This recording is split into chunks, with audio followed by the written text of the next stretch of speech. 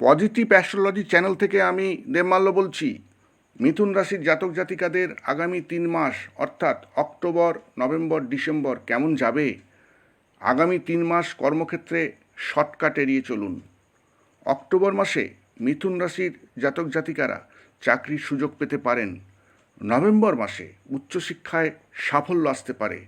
যারা বাইরে গিয়ে পড়াশোনা করতে চান, নভেম্বর মাসে চেষ্টা করতে পারেন, সাফল্য আসতে পারে। আগামী 3 মাস আয়ের ক্ষেত্র যেমন ভালো, তেমন ব্যয়ও বাড়ার সম্ভাবনা আছে। অপ্রয়োজনীয় কাজে ব্যয় করা থেকে বিরত থাকুন।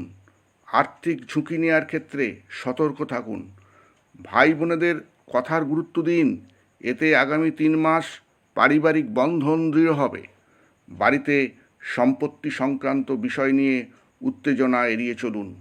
অক্টোবর মাসে ভ্রমণের সম্ভাবনা আছে। জীবনসাথীকে কোনো বড় জিনিস উপহার দিতে পারেন।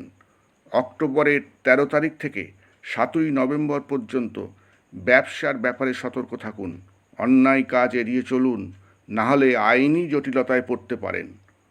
অক্টোবর মাসে গাড়ি কেনার ও সম্পত্তি কেনার ক্ষেত্রে ভালো সময়। অক্টোবর, নভেম্বর ও ডিসেম্বর এই 3 মাস নিজের স্বাস্থ্যের দিকে নজর দিন। মিথুন রাশির জাতক জাতিকারা মঙ্গলবার একটি ডালিম গাছ লাগাতে পারেন। প্রতিদিন শ্রী বিষ্ণুর সহস্রনাম স্তোত্র পাঠ করুন। বাড়িতে চণ্ডী পাঠ করুন, এতে উপকার পাবেন।